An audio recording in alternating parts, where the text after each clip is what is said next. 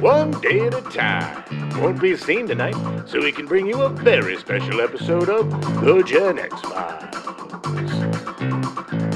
Welcome to The Gen X Files. I'm Jim. I'm Adam. And today's show is all about Bugsy Malone. He's a sinner, candy-coated. For all his friends, he always seems to be alone. But they love him. Bugsy Malone. I love Paul Williams so much. Oh, man.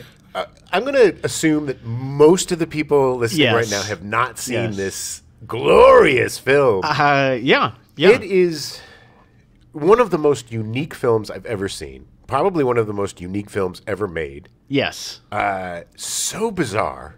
It's incredibly bizarre. And watching it again, and it's hard to find, too. So yeah, we had to get it from the library. Adam had to stream it from the library. Yeah, there's an app, a couple different apps you can actually, if you have a library card, you can stream. But this one was Canopy with a K, and you can with a library card, you can watch like 9 movies a month with it or something. We just airplayed it from his phone to the TV. It was pretty cool. Super funny considering that we were watching this strange movie from 1976. Oh yeah, but it is definitely worth it to see it because honestly, you've never seen anything like it. There is nothing else like it.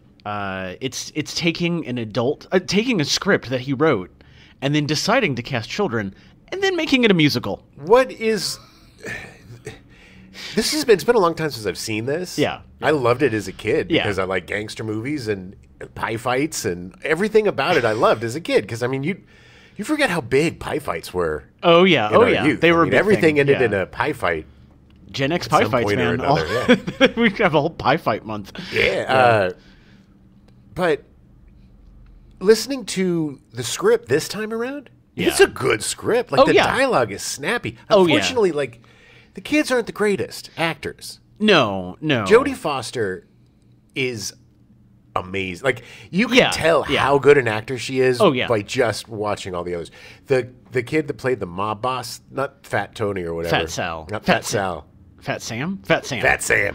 The other kid, he was also great. Dandy Dan. Oh, Dandy Dan. Looked like a little man. That mustache was so realistic. But his portrayal was really good, He was great. No, he was great. Definitely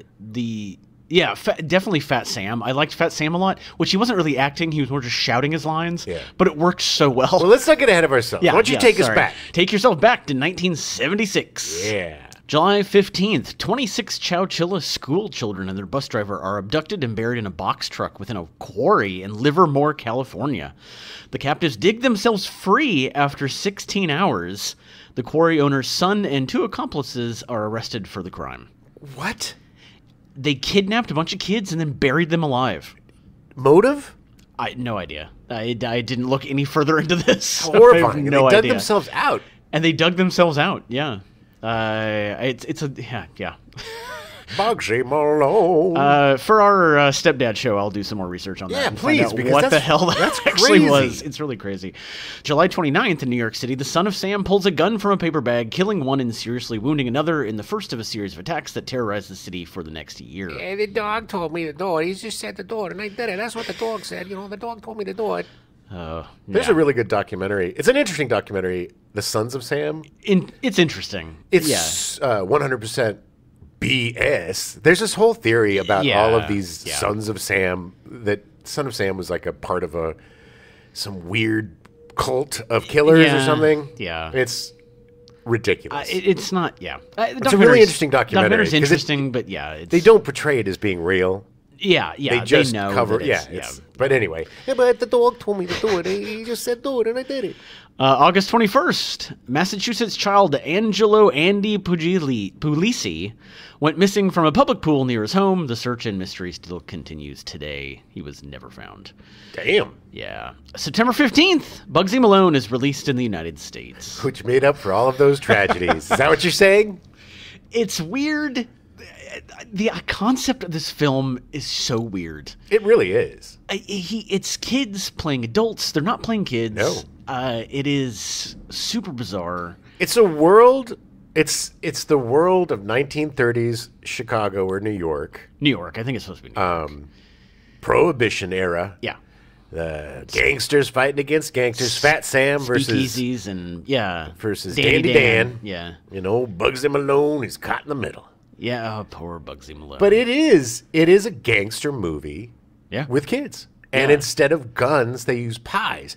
And the thing is, they come up with these splurge guns that shoot pies that are like Tommy guns that shoot pastry, and it totally shifts the balance of the mob war because these new guns, you can't compete. You throw a pie.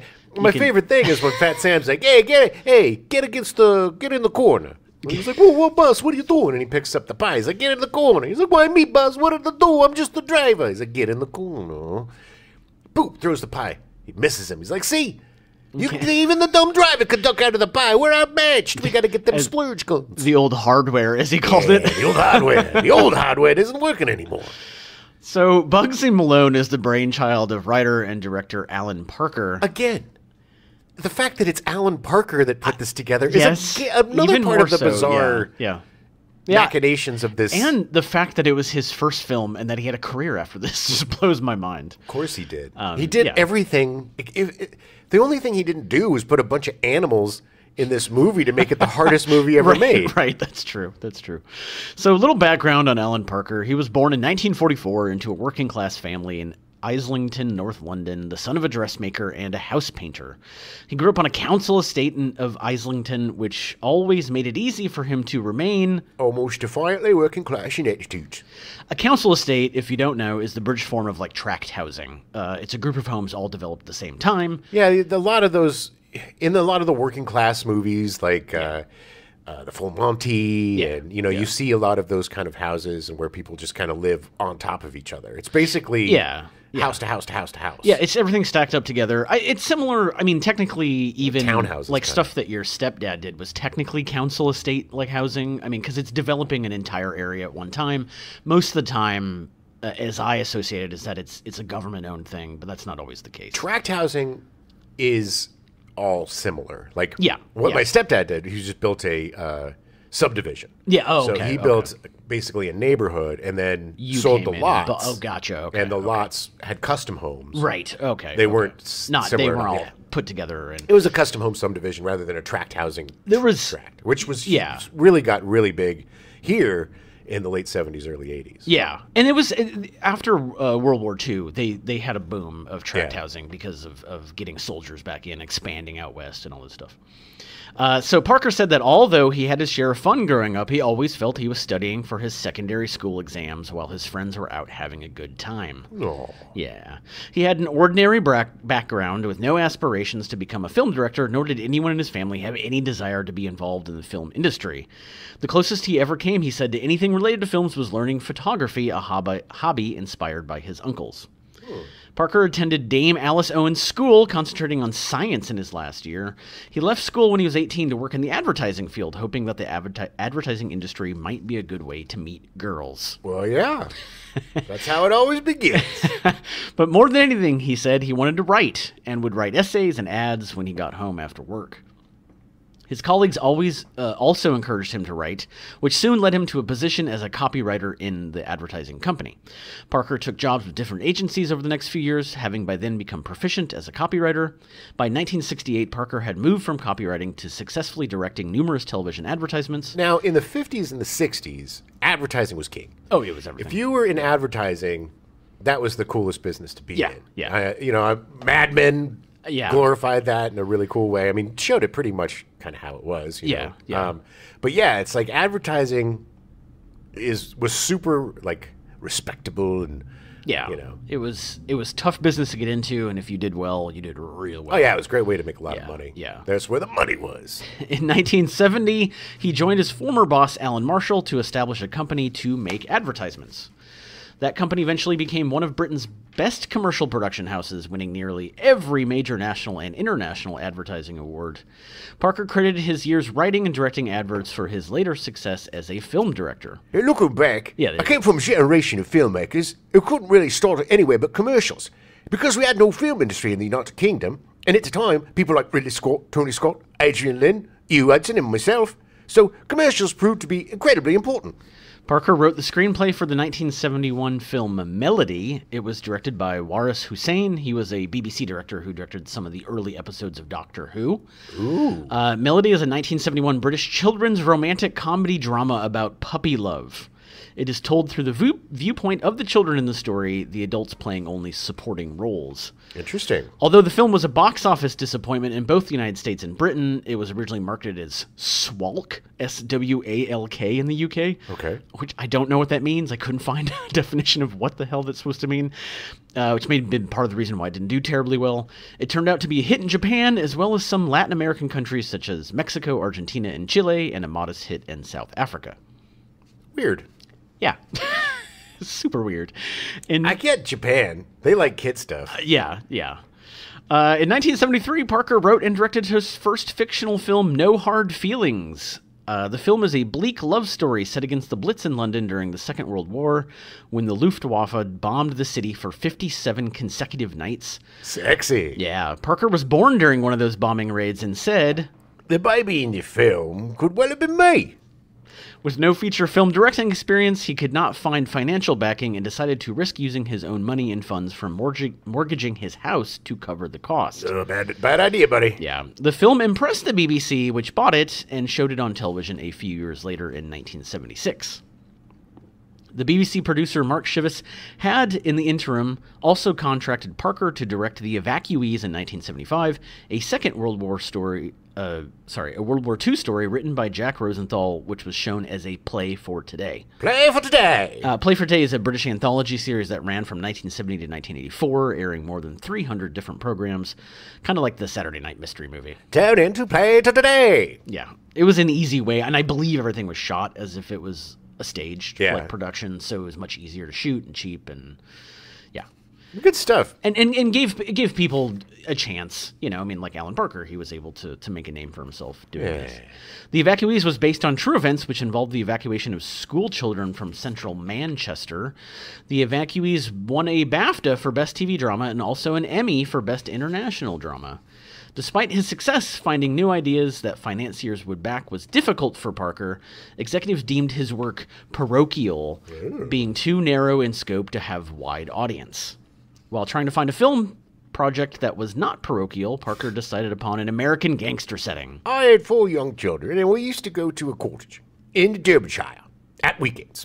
On a long, boring car journey up there, I started telling them the story of a gangster called Bugsy Malone. They'd ask me questions, and I'd make up answers based on the memories of watching old movie reruns as a kid. His eldest son asked why the heroes couldn't be children, and Parker agreed. They also asked why his accent kept changing in weird ways. It depends on when he talks to his kids. Yeah. Parker had worked with children on a bunch of commercials, but a feature film was a logistical nightmare with legal restrictions, proper schooling during shooting, and the minimal house allowed under the lights. Yeah. Even back then, in the swinging 70s, it was a pain in the ass. And there's not one adult in this movie. No. Parker said about it, "But I was just starting out. I was fearless and a bit naive." To complicate things even further, Parker decided to make the American Gangster Children movie a musical parody. Let's just pile on the hard stuff. And they were zookeepers. Yeah. And then they cast an elephant for no reason. So after he wrote the script and decided that he was going to cast children, he started his casting process. It's the 70s, man. This could not have been made in any other decade. Except for maybe the 30s. It could have been like a R-gang type of thing. Yeah. But it still wouldn't have had... But even then, it wouldn't have, It was the magic of the 70s, baby. It was so weird. So weird. The director chose to cast several unknown actors in the film, because why not make it harder? Right, yes. The casting process lasted over a year. Parker took a video camera across America and U.S. Air Force bases in the UK. And these video cameras were like 100 pounds. Yeah, this was 1976. It wasn't iPhones. Like just sticking it in your wallet, like your briefcase and just taking it with you. I mean, this was 1976 video cameras, yeah. He recorded almost 100 school Christmas shows and saw almost 10,000 children. 100 children's Christmas shows is hell. That's hell, man. After number 10, I probably been like, yeah, I'm going to do something else. Number 2. Yeah, actually, that's probably true. All of the kids cast were under the age of 17. The average age of the cast was 12. Ugh, bunch of little bastards. There was definitely some kids that look older. Like, there's a couple times where I was like, oh, there's an adult, but it's just probably a 16-year-old. Yeah, or a kid that hit a growth spurt. Or he looks so much older because everybody else, the main cast, is so young. Yeah, teeny. Yeah. All of the... sorry, I just said that. In total, there were almost 200 children working on the film. The official paperwork to allow the children to work in the movie was mountainous. Every child actor had to have an individual medical exam and work permit. More than 33 English councils were involved, as well as bureaucracy in New York and Los Angeles. And they shot it in England. Yeah. So they cast all these kids from a bunch of American kids and Canada. And then shipped 100 kids off to... Well, I'm sure they cast a bunch I don't of think kids. it was... I think most of the cast was British. Sure. Because most of them didn't have lines. Right. But the main cast was almost all American. Man. Yeah. Yeah. So he cast Scott Baio as Bugsy Malone. Chachi! Chachi! Chachi! This is pre-Chachi. This is all pre-Chach. This was just before the Chachi. It was.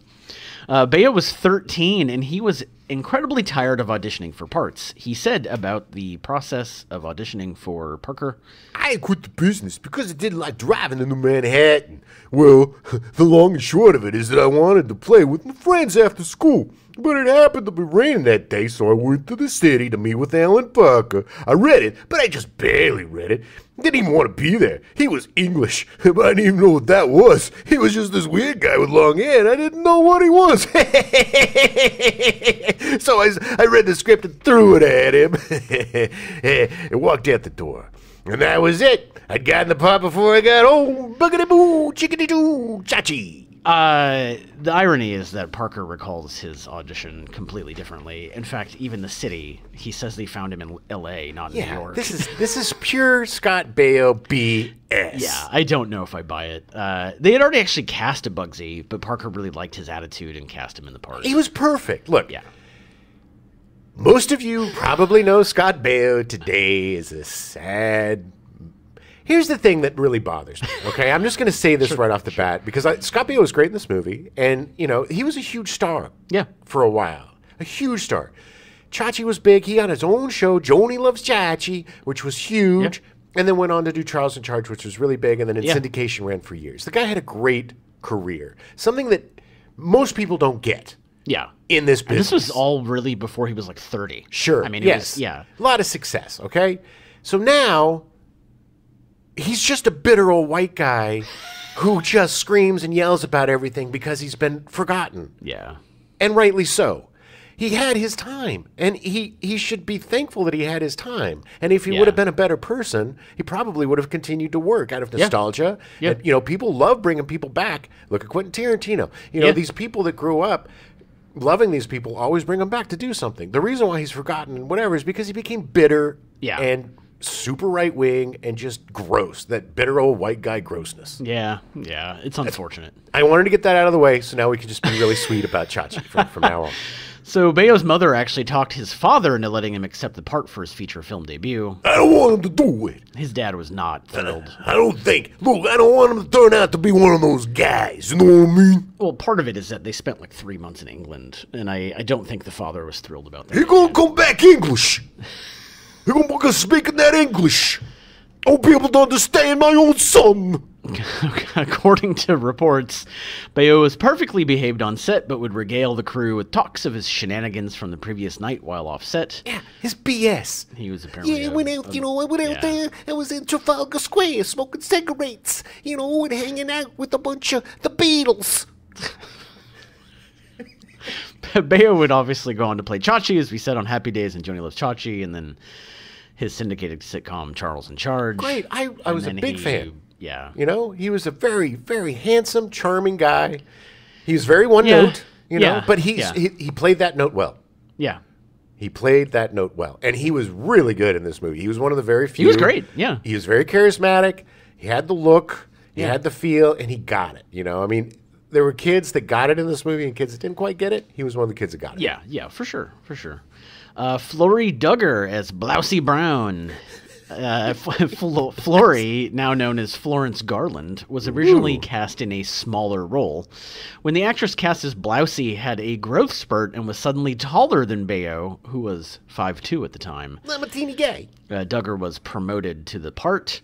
She had been discovered at RAF Chicksands, an Air Force base in Bedfordshire, where her American father was stationed. Yeah. The lack of any on-screen chemistry between Florrie and Scott Baio was particularly noticeable in their scenes together. Yeah. Well, okay. She definitely looks the part, and she has her moments.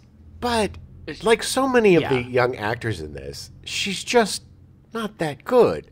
You can see them either looking off screen at whoever is coaching them, or just about to. And her delivery is always kind of the same. But there's a couple of scenes too where it's like, it's very snappy, poppy dialogue. Yeah. And they have a cute little rapport. They do. I don't know if I totally agree that they didn't have any chemistry, because there's definitely some scenes where, like, Sparks. when she gets out of the being droll and like angry and kind of accepts him for who he is, then it gets better. Yeah, like right before they were going to take off together. When they were, or when they do the montage, the romance montage, like where he finally convinces her to like come out and like hang out. Doing the swinging from the tree over the water shot that everybody does on picnics.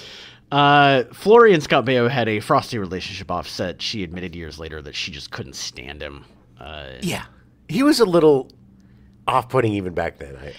The irony is that almost all of the other young ladies cast in it had huge crushes on Scott Baio. Of course, because everybody loves the cute bad boy. Yeah. The worst Do you remember what it was like being the worse you treated somebody, the more they liked you? I did not treat people bad, so I was alone never had for most of my childhood. Because you were too nice. Florrie did not continue her acting career. This is her only feature film credit, and she did have something in 2022, but I think it was like a documentary either about the movie or something else. Hey, when you hit perfection, it's time to move on. Yeah. John Cassisi as Fat Sam Staccato. Fat Sam! Stop it, Knuckles! Stop doing the Knuckles! I gotta admit, he's great in this part. I think he was cast perfectly. Oh, yeah. But I could not stop staring at his teeth. He's got some choppers. His teeth were it's like he was pushing his teeth forward the whole time. Oh, yeah, man, this wasn't, this was pre-orthodonture's renaissance. But it was perfect for the part. I mean, it was perfect. It was great. He did some other stuff, too, I think. Wasn't he on, Fish? Yeah. He did. He definitely did some other stuff. With Abe Vigoda. He was one of Abe Vigoda's kids in Fish. The spinoff of Barney Miller. To find his Fat Sam, Parker visited a Brooklyn Catholic school classroom asking for... the naughtiest boy in class. The students were unanimous in selecting John Cassisi, and Parker gave him the role. Hey, it's that little prick right there. Everyone jumped up and pointed at him, and they were like, get him away from us. Hey, what do you want? Hey, come on, hey, you. This was John's acting debut. He would go on to score a role in the Barney Miller spinoff Fish. He acted on stage for a bit, then retired from acting in 1982. He actually became involved in construction work. Nice. From 2012 to 2014, he served as the director of global construction for Citigroup. In 2015, he pleaded guilty to a bribery scheme and was sentenced to 2 to 6 years in prison, plus a $500,000 forfeiture. Hey, look, you're going to have to give me a little taste of something if I'm going to get a little taste from you. You know what I mean? Yeah. You know what I mean? I don't know how much time he actually spent, but I'm pretty sure he's out now. He needed the money to get the splooge guns at him. Sorry, the splooge guns? The splurge guns at him. He was great, though. I honestly, he was one of my favorite parts of this movie. He had a lot of energy. He 100% looked the part. Parker has gone on record saying that he did not act well, but he said all the lines with great gusto. Hell, he did.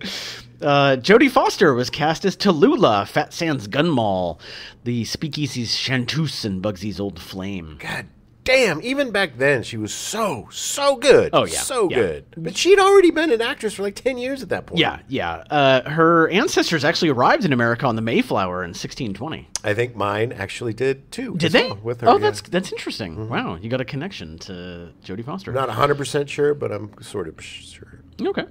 That's how gross I am. Despite being only 13, Jodie had been acting since she was 3. Her first acting job was a Coppertone commercial. Prior to Bugsy Malone, Jodie had been in half a dozen features, including Napoleon and Samantha in 1972, her feature film debut, playing the title role with Johnny Whitaker. Kansas City Bomber, a sports film in 1972 with Raquel Welch. Johnny Whitaker, wasn't he from Family Affair? And I the think Little so. Prince? He the had little redheaded kid? Yeah, Johnny Whitaker was a big star. Yeah, he was cute. huge, yeah. He and Buffy and Jody. Yeah. Family Affair. Yeah. Mr. French. Mrs. Beasley. Oh, yeah. Uncle Beale. One Little Indian in 1972 with James Garner and Vera Miles. And she was in Alice Doesn't Live Here Anymore in 1974, directed by Martin Scorsese. Oh, yeah, Mr. Scorsese. She also had 4 other films released in 1976 along with Bugsy Malone. She was just so insanely busy. Yeah, but, I mean, they were all super adult. Oh, no, totally. The Little Girl Who Lives Down the Lane with Martin Sheen was released in 76. Yeah. Echoes of a Summer with Richard Harris and Brad Savage from Red Dawn. Damn. Yeah. Freaky Friday, where she played twins. Ah, such a great movie. It's a great movie. And, of course, Taxi Driver with Robert De Niro and Martin Scorsese. I'm sorry. I'm going to have to correct you, my cemented her friend. stardom. Freaky Friday, she doesn't play twins. She switches bodies with her mom. Oh, is that You're what thinking it of is? Parent Trap. Oh. Parent you're Trap right. was with Vera Miles, I believe. Oh, no, you're right. You're right. Freaky Friday was so I was thinking fun. of Parent Trap. Because who plays her mom? Really great actress. But I don't remember. But they switch places, so she has to play the adult. So she plays the adult. Interesting. Oh, great movie. Such a great movie. So Parker said, despite Jodie saying later that she was terrified of the British cast. She got on well with the cast and certainly wasn't aloof. Well, she had every right to be. I suspected she relished being surrounded by kids for once, as she spent her professional life surrounded by adults. Yeah, I mean, it makes sense. She guys got to hang out and be a kid. Exactly. I mean, ever since 3, she'd been a professional actor, I mean, probably getting to go to school and obviously, she was working all the time. Which shows by just how incredibly talented that person is. She is.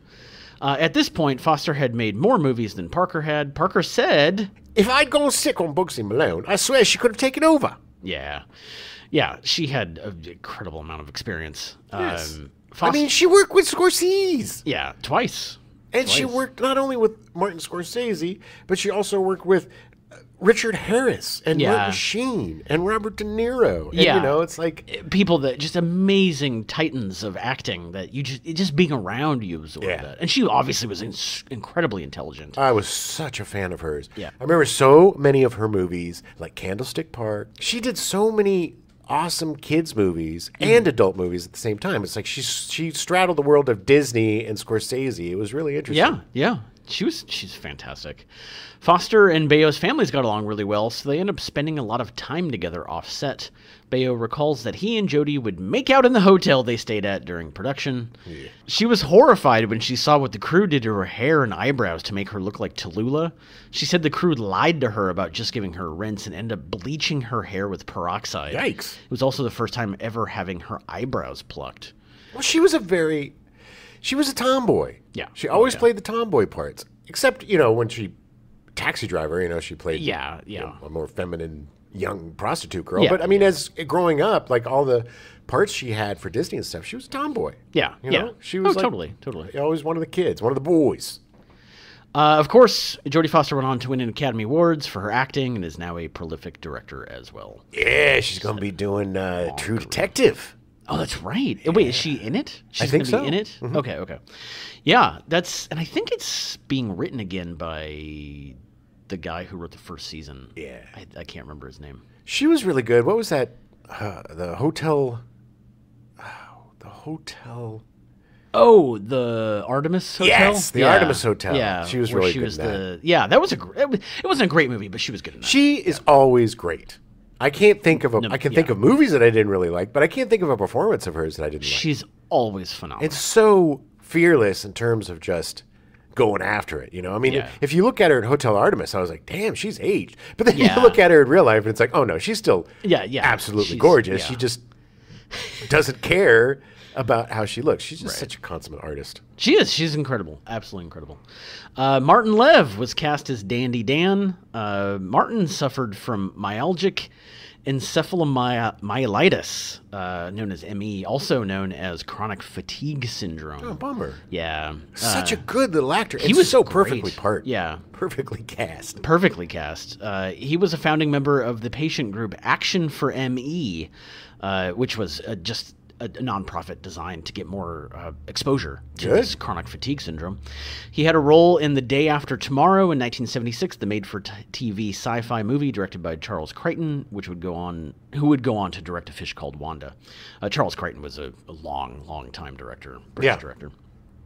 Unfortunately, in 1992, Martin killed himself. Because of the disease, the age of 33. I'm pretty sure it was because of the chronic fatigue syndrome. It's just too much. And it's really, really disappointing because he was so good in this movie and should have been huge. Should have been a superstar. It's disappointing anybody doing that, but it's just, I mean, I get it, though. It's like life is about quality, not quantity. Yeah. And if you just don't have the quality, I understand. I mean, I don't condone it or anything, but it's just, sometimes it's just too hard. I can imagine not being able to get out of bed and knowing that you have this talent and just feeling like everything's being robbed from you. Like it just sucks. There's obviously a lot more actors in this. We don't have time to go through everybody. Yeah. I just want to point out like Leroy, who I thought was phenomenal. The boxer. Oh yeah, he was so fun. And the kid who plays Babyface, who just has that one scene. Oh my God! But he's so good. Here we go. Okay, so I'm good. scared, but I'm not going to be scared. Okay, I'm going to go. He's just so amazing. Good. He was the highlight. I think Babyface is probably my favorite. Oh, so good. Oh, here I go. I'm going to go. I gotta go do it. Oh, I'm scared, but I'm going to do it. Talking himself into screwing up his courage. He was like 9, and he was just awesome. He was great. There was a lot of little standouts. Yeah. The little kid who was the tap dancer. Yeah, he was great. What a horrible F you, Alan Parker. You set this whole damn thing up about this kid wanting to audition with his tap dancer. You bring out a gun, baby. You got to shoot it. You brought out the shoes, and he never put them on. He never tap danced once. Well, and the fact that when he sang the song and not being able to dance, they had somebody else come out and dance. Yeah, the dancer She did some tapping. It was like, why don't you have him tap? I kept waiting him to put the shoes on and do a little tippity tappity. Maybe he couldn't actually tap. Maybe that was well, then it's time for a rewrite, pal. He was such a good little actor. He was, but that's the one thing. I know. Always, I even when I was a little kid, I was like, what about the tapping? Well, and I thought they were trying to start. Maybe there was supposed to be like a cut subplot with him and the girl, like it's for the sequel. That dances for him. It's called Tappity Thomas, and it's about his tap dancing career, his ability to tap. Yeah, he ends up becoming Mr. Bojangles. Nice. So the film was rehearsed and shot in England, largely at Pinewood Studios, very famously known for where Hitchcock shot most of his movies. Star Wars was shot there. Star Wars shot there. Everything. Yeah.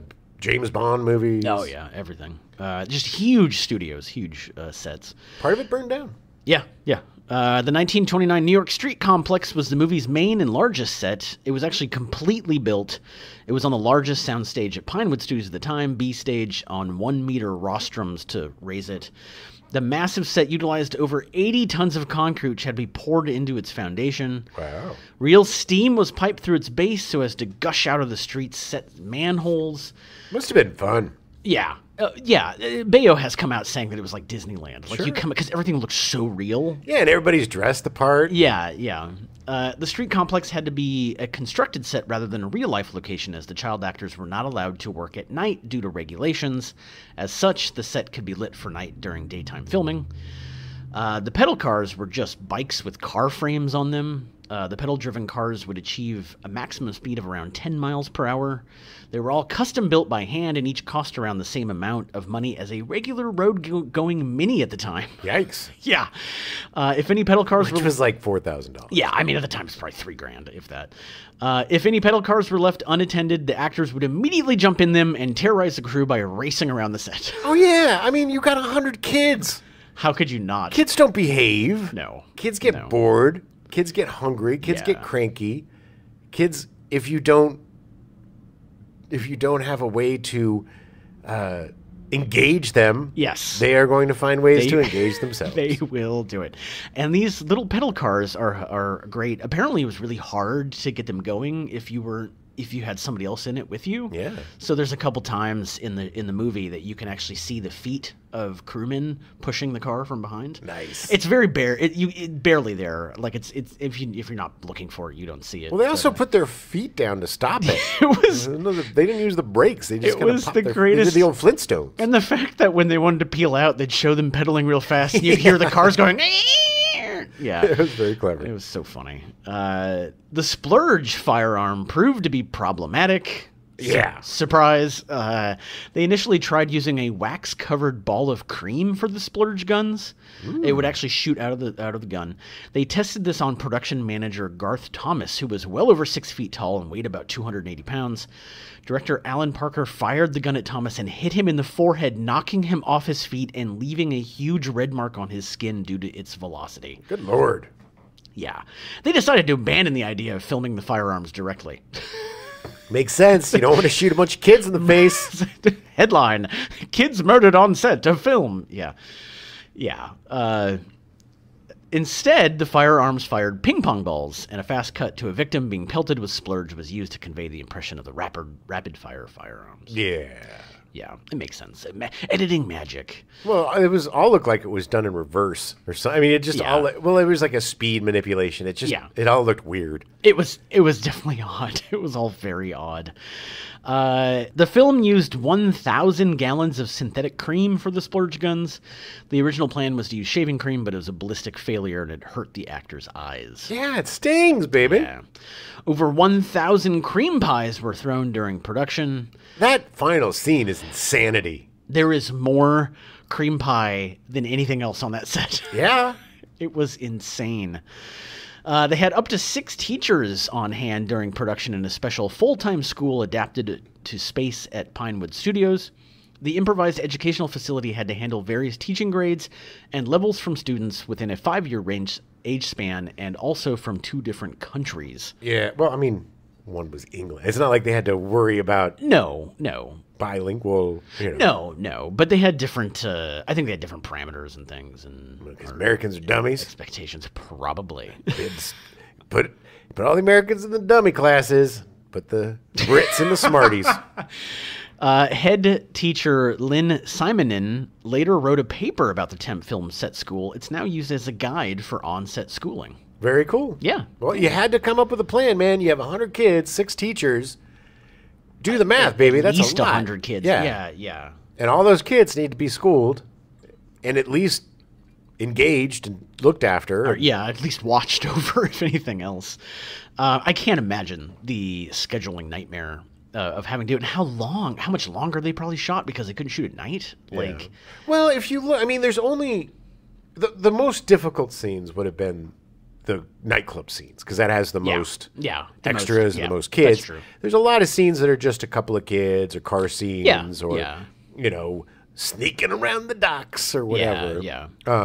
But yeah, I mean, even look, you only have a few hours. You don't have a lot of time for a lot of takes. You cast yourself a bunch of unknowns and unprofessionals, except for a couple. It's going to be a lot of work. Yeah. It's amazing that the movie turned out as good as it did, considering. Oh, yeah. There was a rivalry between the UK and US kids that included the UK dance girls blocking the halls in Pinewood Studios to the US actors and dancers. If they didn't give the quote-unquote password, they would be sprayed with a fire extinguisher. Yeah, kids are dicks. This was back to, when you moved from middle school to high school, all the seniors would have paddles, and they would find you and beat the crap out of you. That scene in Dazed and Confused, that was de rigueur. That was the norm. That happened all over the country, from Texas to California to everywhere. So bullying was not only encouraged, it was sanctioned. Ugh. You gotta get tough. You gotta get tough. Gotta take your licks. This world isn't gonna roll over and be kind to you. It's gonna get you in the butt just like that paddle. Take your licks.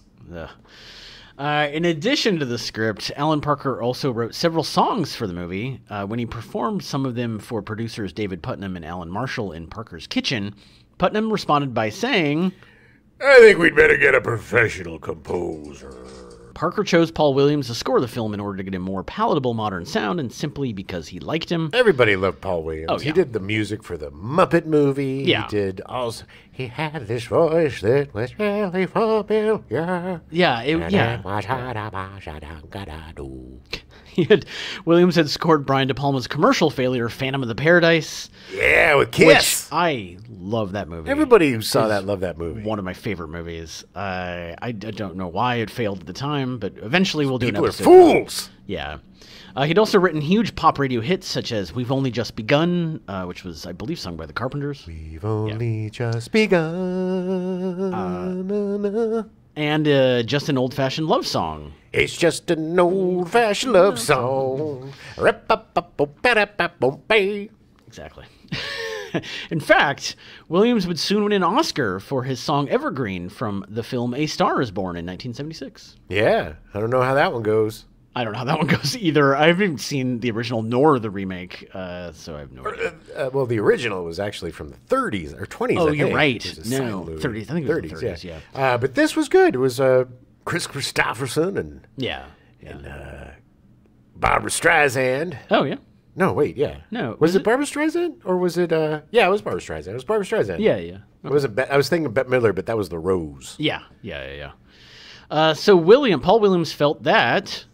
The challenge for me was to provide songs that reflected the period and yet maintain an energy that would hold the young audience's attention.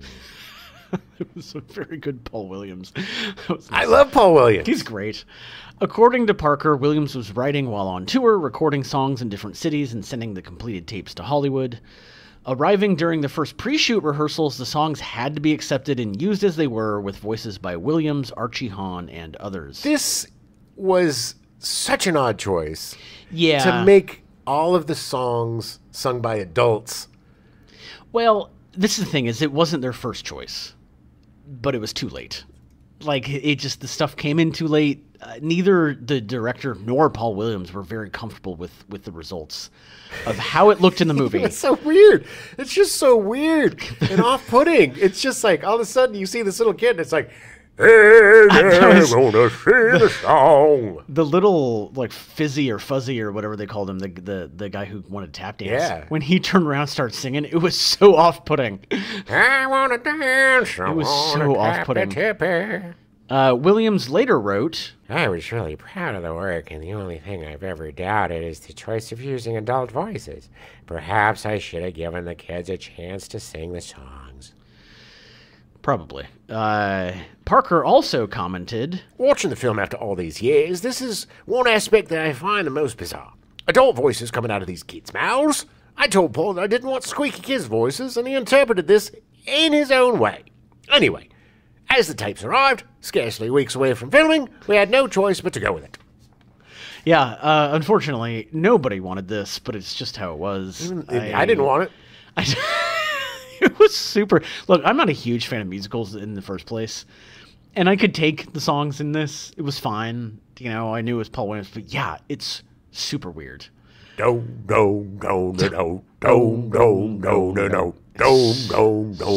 weird. Even Jodie Foster had a hard time selling it. Her song is so bizarre. Yeah. Just singing about herself, and which, I mean, makes sense in a musical. It's what you do. But all the songs are about them. It's like Bugsy sang about Bugsy. She sang about she. Yeah. Little Tappy Boy sang about tapping. He wanted to tap so bad. The film premiered at Cannes in 1976, competing for the Palme d'Or. Yeah, well, it came close. It did. It actually lost out to Taxi Driver, of all things. Cannot think of two very different movies. With the same star. That must have been a great festival for Jodie. It was a great year for her, yeah. The film was released to mostly favorable reviews from the critics. Roger Ebert gave the film 3.5 stars out of 4 and called it a charming one with yet another special performance by Jodie Foster. It just sounds creepy. Gene Siskel also gave the film 3.5 stars out of 4 and said that what makes Bugsy Malone really worth watching as opposed to being just a cute idea are their fine performances, terrific choreography, catchy songs, and bright photography. Bright photography. Yeah. Well, maybe the print wasn't that good that we saw. It was shot well, but it just seems like an odd compliment. The film did have its detractors. Gary Arnold of the Washington Post panned the film as a freakish embarrassment and an icky misconception, though he singled out Jodie Foster for praise, of course. Pauline Kael of The New Yorker called the film nothing but its god-awful idea. Writing, we're not watching actors in a story, we're watching kids doing a stunt. And so we're primed to ooh and ah the way the audience does for a chimp on the Carson Show. God, she was equating the children to monkeys. Well, she was a unhappy person. Pauline Kael was a very unhappy person. So, mixed reviews. The film was not a commercial success in the U.S., bringing in just over $2.7 million. Because people didn't know what the hell it was. I don't know how you would even market the movie. That's another problem. They didn't know how to market it. Yeah. Paramount gave it a limited release, usually in second-tier theaters, and a double bill with The Bad News Bears, which had been out for 6 months and was no longer much of a draw. That's how I saw it. Oh, really? Mm-hmm. The Bad News Bears? I saw it as a double feature. Double feature, yeah. The film was commercially successful in the UK and Japan. There were actually plans to create a UK TV show to be shot in Ireland, but it never happened. Yeah, because once they started figuring out putting it together, they were like, this is going to be it was a nightmare of a movie. We're just going to be in a perpetual hell for as long as this series lasts. So, Alan, I have an idea. That movie you just did? Is? Let's do it 13 times over the next 13 weeks. I will shoot myself with a splurge gun. Yes. The film garnered 15 award nominations, including Best Motion Picture Musical Comedy, Best Original Score, and Best Original Song for the title track from the Golden Globes, and an Oscar for Best Original Song score for Paul Williams. Bugsy Malone. No, it was just nominated for these. It didn't actually win any, unfortunately. Jodie Foster received 2 BAFTAs, Best Supporting Actress and Most Promising Newcomer to Leading Film Roles, technically for this movie. However, both her nominations for her work were for her work in Taxi Driver, in addition to this work in Bugsy Malone. For the Best Newcomer. Yeah. Alan Parker received the BAFTA Award for Best Screenplay and a nomination for Best Direction. I would really like to read the screenplay because a lot of times it's hard to understand what the little mushmouths are saying. Yeah. But it's the screenplay just pops, man. There's some really great dialogue in that. Oh, and yeah. Unfortunately, it's not as snappy as it could be because of some of the kids, but it's really written well. Yeah. Jeffrey Kirkland actually won the BAFTA Award for Best Production Design, which is very well deserved. 100%, that set was incredible. Great, and you have to realize everything was to scale for kids. Yeah. This wasn't like kids and adult. Everything was a little bit smaller. It was all just a hair smaller, yeah. And it was interesting because like when they went to the Chinese laundry, that was an actual location, and the doors were tall, and it was the first time I was like, oh, these kids seem really small. Yeah. Since the release, Parker has actually ignored the movie as part of his oeuvre. Oh, come on. He felt it didn't fit into his body of work. His later films include Midnight Express in 1978 with a screenplay by Oliver Stone. It garnered a Best Picture and Best Director nomination for Parker and won Best Adapted Screenplay for Stone and Best Original Score for Giorgio Moroder. Horrifying. Have you seen that movie? No. Horrifying. About a kid that's smuggling heroin into a foreign country. Gets popped. Right, and goes to prison. Yeah. Oof. Yeah. It is gritty. It's a really good movie. Oh, yeah. I want to say, no, I've definitely not seen it. Put it on your list. I did. I am. He did Fame in 1980. What a feeling. Bow, bow, bow, bow, bow. Yeah. Fame was huge, became a TV series. Yeah. The movie was really good, but the movie was a juggernaut. It's like, it was one of those, flash dancey type of movies that just came out and grabbed everybody by the cajones. He did Pink Floyd, The Wall in 1982. Oh, man, such an underrated, awesome movie. Yeah. Birdie in 1984 with Matthew Modine and Nicolas Cage. Told you about that last time. Yeah. Such an amazing movie, a very underrated movie. If you haven't seen it and you want to see a really good PTSD movie. Oh, yeah. And 2 amazing performances by Nick Cage and Matthew Modine. Yeah. Matthew Modine is just kind of in his own little world. Nick Cage is like his best friend, and he's trying to bring him back. Nick is trying to bring Birdie back after their traumatic experience in the war, I believe. Okay. Such a good movie. I'll check it out. Angel Heart in 1987 with Mickey Rourke and Robert De Niro. Oh, De Niro playing Satan. Yeah. Great movie.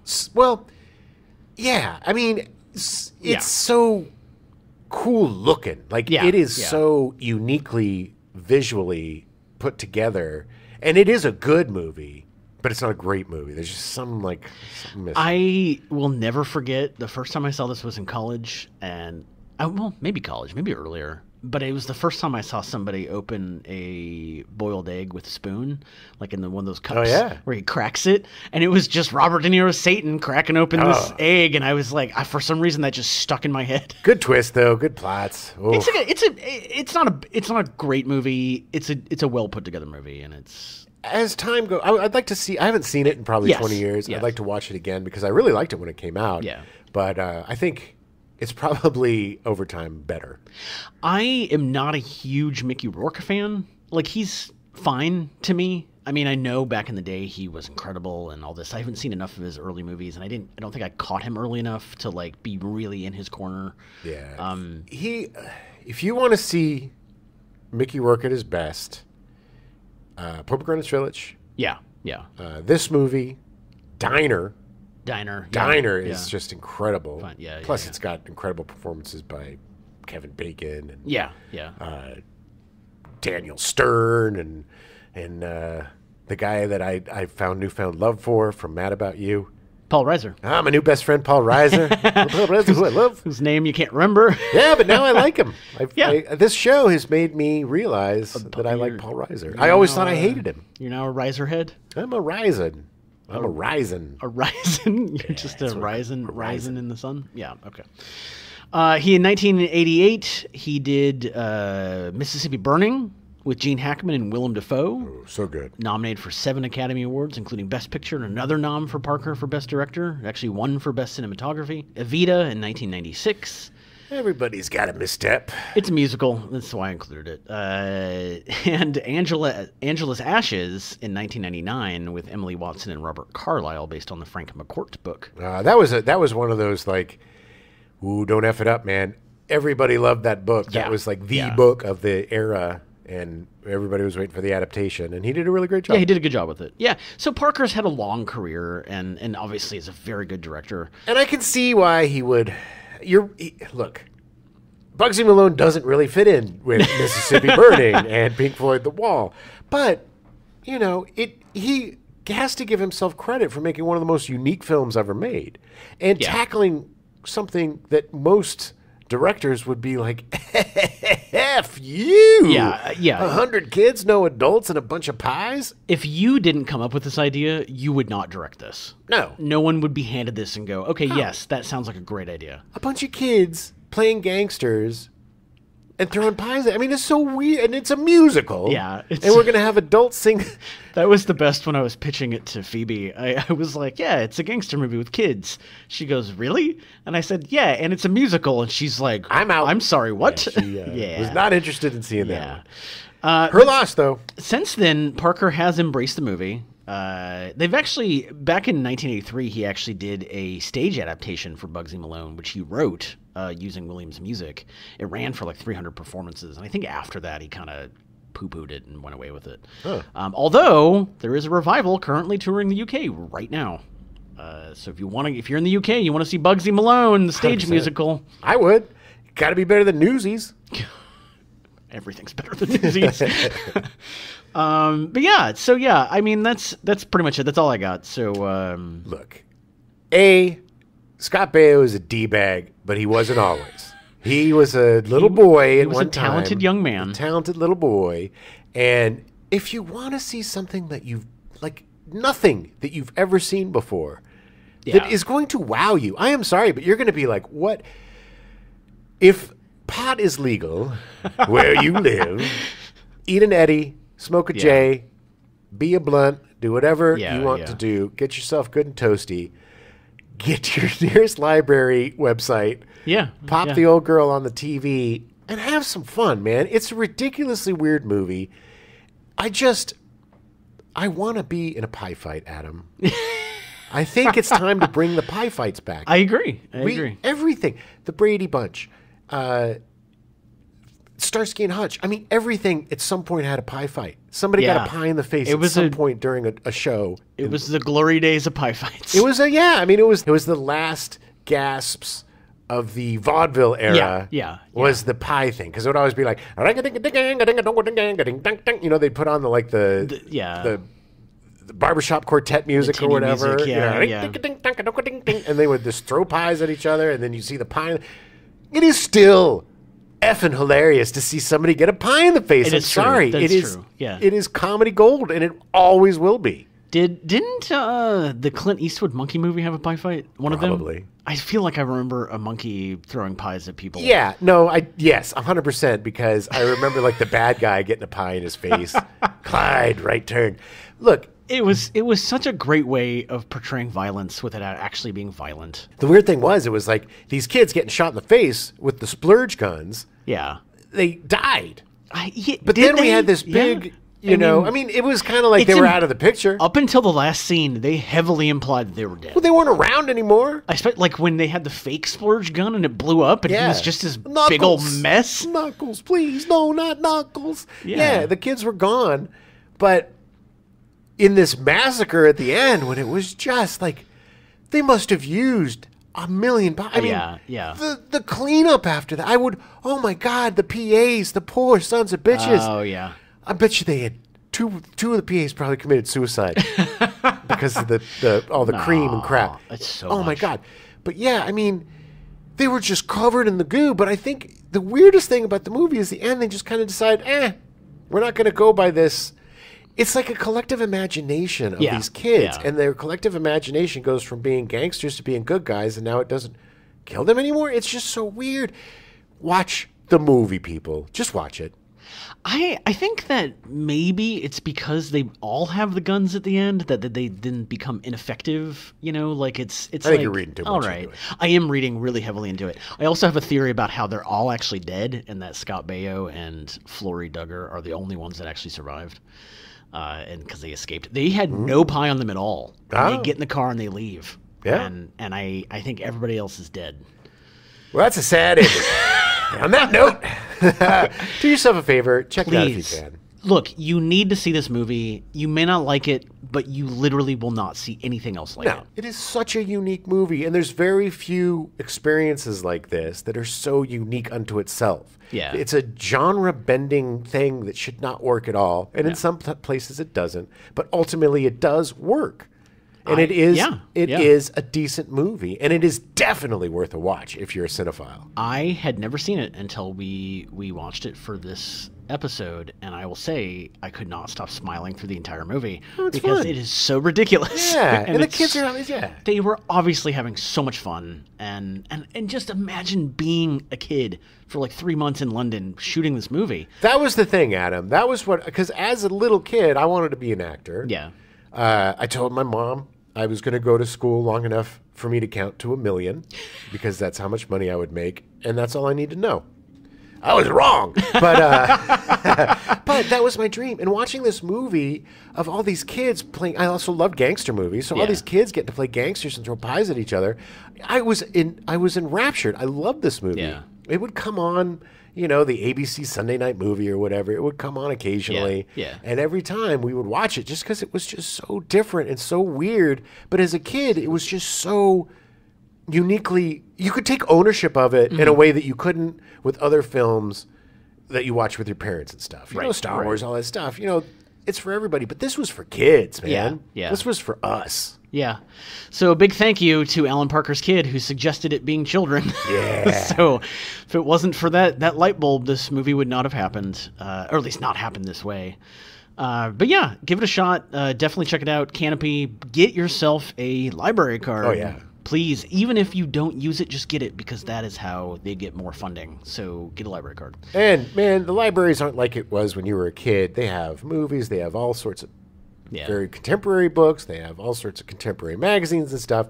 It's a great resource. It's a very, very important thing to support. Yeah. Thank you, Adam. Support. Yeah. My brain is gone. If it wasn't for the library, we had 2 movies this month we're watching because of the library. Yes, and also with everything crazy going on with people banning books and losing their minds about empathy and learning about other cultures and people, it is now so important to have libraries and them to have all the resources they need because 100%. We're going to lose a lot of really great art if we don't support the libs. Exactly. So do something good. Do something good. All right, we'll be back next week. Yes. Yay! Oh, baby. Yeah. So commercials. I got to do that again. You were kind of going a little Australian there. Yeah. If I go sick on Bugsy.